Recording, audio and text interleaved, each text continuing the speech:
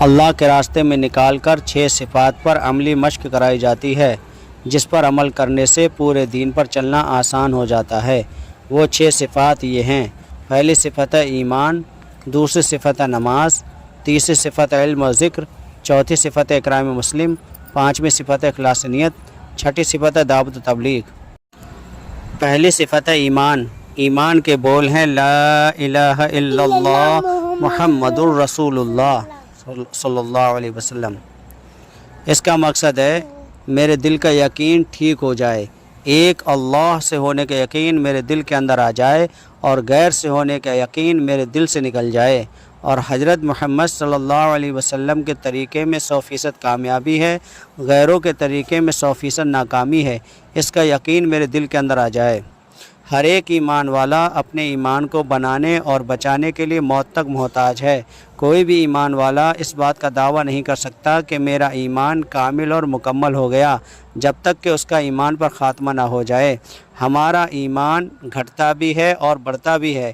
جب کوئی ایمان والا اپنے ایمان پر محنت کرتا ہے تو اس کا ایمان بڑھتا ہے، اور بڑھتے ہوئے ایمان کی علامت یہ ہے کہ اس کی زندگی کے اندر اللہ کے حکم اور حضرت محمد صلی اللہ علیہ وسلم کے نورانی پاکیزہ طریقے آتے ہیں۔ اور جب کوئی ایمان والا اپنے ایمان پر محنت کرنا چھوڑ دیتا ہے تو اس کا ایمان گھٹتا ہے، اور گھٹتے ہوئے ایمان کی علامت یہ ہے کہ اس کی زندگی کے اندر سے اللہ کے حکم اور حضرت محمد صلی اللہ علیہ وسلم کے نورانی پاکیزہ طریقے غیر محسوس طریقے سے نکل جاتے ہیں، جس کا اسے احساس بھی نہیں ہوتا، جس کا مرنے کے بعد کل قیامت کے دن بہت بڑا نقصان اٹھانا پڑے گا۔ ہمارا ایمان روزانہ کے اعتبار سے بڑھتا رہے اور بچ کے ہمارے ساتھ چلا جائے، اس کے لیے روزانہ 3 لائن کی محنت ہے: دعوت، مشق، دعا۔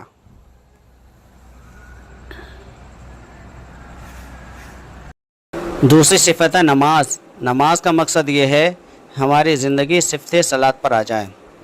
جس طریقے سے ہم نماز کے اندر اللہ کے حکم اور حضرت محمد صلی اللہ علیہ وسلم کے نورانی پاکیزہ طریقے کے پابند ہوتے ہیں، ایسے ہی ہم باہر کی زندگی میں بھی اللہ کے حکم اور حضرت محمد صلی اللہ علیہ وسلم کے طریقے کے پابند ہو جائیں۔ نماز اللہ تعالیٰ کا ایک اہم فریضہ ہے۔ اس کی اہمیت اس بات سے پتہ چلتی ہے کہ جتنے بھی احکامات اللہ تعالیٰ نے دنیا کے اندر بھیجے وہ سب جبریل علیہ السلام کے ذریعے سے بھیجے۔ نماز جیسا تحفہ اللہ سبحانہ وتعالیٰ نے اپنے پیارے نبی حضرت محمد صلی اللہ علیہ وسلم کو اپنے پاس بلا کر معراج میں عطا فرمایا۔ حضور پاک صلی اللہ علیہ وسلم نماز جیسا تحفہ لے کر دنیا کے اندر تشریف لائے تو صحابہ اکرام رضی اللہ تعالیٰ اجمعین بہت خوش ہوئے اور یوں کہا ہمیں اللہ سے لینے کا ذریعہ مل گیا۔ صحابہ اکرام رضی اللہ تعالیٰ اجمعین نے حضور پاک صلی اللہ علیہ وسلم کے ساتھ میں رہ کر اپنی نماز کو ایسا بنایا تھا کہ نماز کے ذریعے سے اپنے دنیا اور آخرت کے تمام مسئلے حل کرائے۔ ہماری بھی نماز ایسی بن جائے اور ہم بھی اپنے دنیا اور آخرت کے تمام مسئلے نماز کے ذریعے سے حل کرانے والے بن جائیں۔ اس کے لیے روزانہ 3 لائن کی محنت کرنی ہے: دعوت، مشق، دعا۔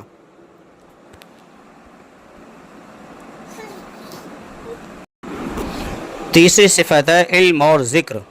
اس کے 2 جز ہیں، ایک علم، دوسرا ذکر۔ علم کا مقصد یہ ہے کہ ہماری جہالت دور ہو جائے اور ہم حال کے امر کو پہچان کر اس پر عمل کرنے والے بن جائیں، یعنی جس حال کے اندر ہم ہیں اس میں یہ ہمیں پتہ ہونا چاہیے کہ اس حال میں میرا اللہ ہم سے کیا چاہتا ہے۔ ایک زمانہ وہ تھا کہ حضور پاک صلی اللہ علیہ وسلم کے زمانے کے اندر ہر ایک مرد، بوڑھے، بچے، عورت کو پورے دین پر چلنے کے لیے تیار کیے ہوئے تھا۔ وہ تھا فضائل والا علم۔ فضائل والا علم جب امت کے اندر آئے گا تو کوئی بھی نماز چھوڑتا، اعمال چھوڑتا وہ نظر نہیں آئے گا۔ ہمارے اندر بھی وہ فضائل والا علم آ جائے، اس کے لیے روزانہ 3 لائن کی محنت کرنی ہے: دعوت، مشق، دعا۔ اس کا دوسرا جز ہے ذکر۔ ذکر کا مقصد یہ ہے کہ ہمارے دل کی غفلت دور ہو جائے اور ہمیں اللہ کا دھیان پیدا ہو جائے۔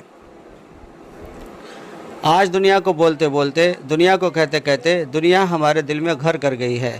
اللہ کے پاک نام میں بخوبی ہے کہ جب اللہ کا نام لیا جاتا ہے تو دل کی غفلت دور ہوتی ہے اور اللہ کا دھیان پیدا ہوتا ہے۔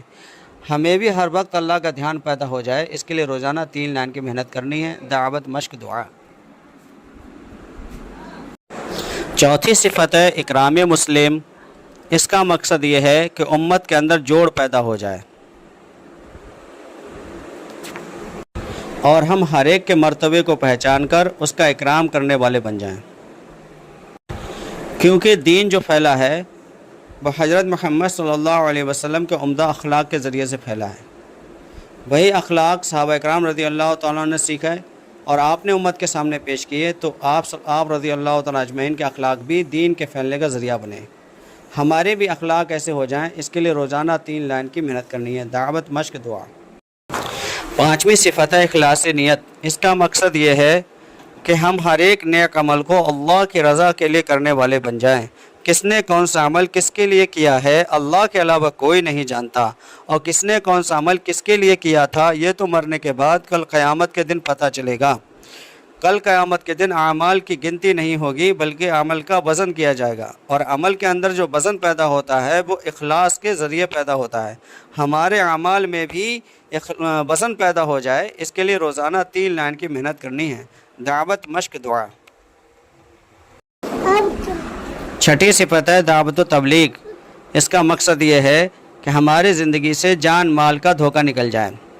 آج ہم یہ دھوکہ لگ گیا ہے، جان بھی میری ہے، مال بھی میرا ہے، اس لیے اسے ہم اپنی نفسانی چاہت کے مطابق خرچ کرتے ہیں، حالانکہ نہ جان ہماری ہے نہ مال ہمارا ہے۔ اللہ نے ہمارے جان مال کو جنت کے بدلے میں خرید لیا ہے۔ یہ دھوکہ 2 جگہ کھلتا ہے، ایک موت کے وقت اور ایک اللہ کے راستے میں۔ موت کے وقت یہ دھوکہ کھلا تو سوائے پچھتانے کے کوئی فائدہ نہیں ہوگا، اور اللہ کے راستے میں یہ دھوکہ کھل گیا تو ہمارے جان مال کی صحیح ترتیب قائم ہو جائے گی۔ ہمارے جان مال کی صحیح ترتیب قائم ہو جائے، اس کے لیے روزانہ 3 لائن کی محنت کرنی ہے: دعوت، مشق،